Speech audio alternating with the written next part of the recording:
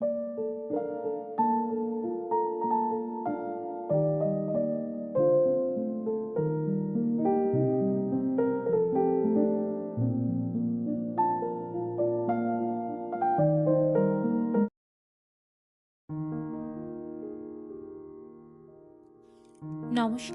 আমি রীতি বরিশাল থেকে বলছিলাম।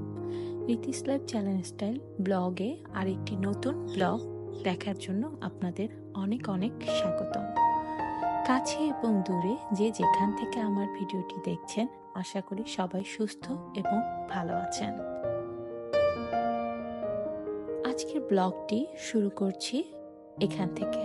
এখন প্রায় 11টা বাজে, আর মেয়েরও স্নানের টাইম হয়ে গেছে। আর শীতের সময় একটু তেল মালিশ করলে বাচ্চাদের একটু আরাম লাগে। যদিও আমি ওর গায়ে একটু অয়েল ম্যাসাজ করে দেই সব সময়ই, আর পায়ে আর হাত পায়ের তালুতে ওকে একটু সরিষার তেল আমি ম্যাসাজ করে দেই এই শীতে। যাই হোক, মানুষ চিন্তা করে এক, হয়ে যায় আর এক। যেহেতু সৃষ্টিকর্তা সবকিছুই তার নিজের হাতে, তার আদেশ ছাড়া নাকি গাছের একটা পাতাও নড়ে না। সেটাই, তুমি যতই জীবনে পরিকল্পনা মাফিক চলো না কেন, একজন নিয়ন্ত্রতা কিন্তু ঠিকই তোমার আছে। তার নির্দেশ অনুপাতেই তোমার লাইফটা চলবে। যেহেতু আমি ভেবেছিলাম যে সিজা যেহেতু এখন বড় হয়ে যাচ্ছে, এখন একটু আগের মতন একটু হালকা হতে পারবো, রেগুলারের মতন যে কাজকর্মগুলো সেটা করতে পারবো।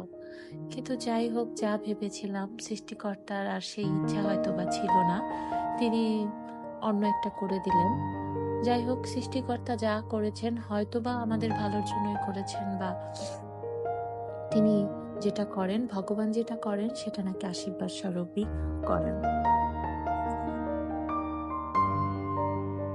শুধু একটাই টেনশন, সেটা তো অনেক ছোট মেয়ে, তো এখনো অনেক ছোট মেয়েকে কে এই সময় আমার দেখাশোনা করবে। যাই হোক, সৃষ্টিকর্তা যেটা করেছেন তিনি ঠিকই ভেবে রেখেছেন, আমার হাতে কিছু নেই।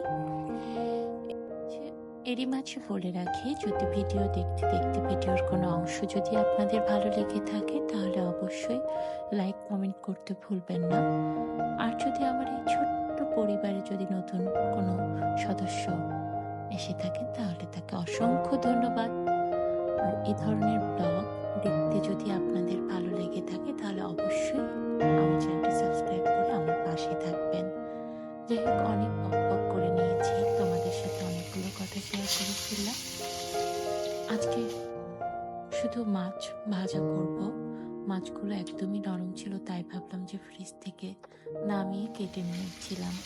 ইদানিং রান্না বান্না করতে আর ভালো লাগে না, শরীরটাও তেমন ভালো।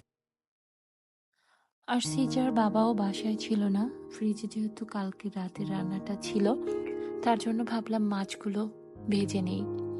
মাছ ভাজা আর মাছগুলো এত নরম ছিল না। যাই মাছটা ভেজে নিলাম, আর রাতে এটা দিয়েই খাবো, যেহেতু আজকে বিকেলে আসবে। তো মাছ ভাজা আর ফ্রিজে ডাল ছিল, সেটা দিয়েই মা মেয়ে আর ছেলে খেয়ে নিব, আরও তো রাতে আসবে, এভাবেই। যাই হোক, ইলিশ মাছটা নরম হলেও ইলিশ মাছ সবসময় ভাজার জন্য একটা সুন্দর গন্ধ আসে। আর এই যে সিজার বাবা চলে এসেছে, আর এখান থেকেই তোমাদের টাটা বাই বাই করে বিদায় নিচ্ছি। সবাই ভালো থেকো, আর আমার পরিবারের জন্য সবাই দোয়া করো বা আশীর্বাদ করো।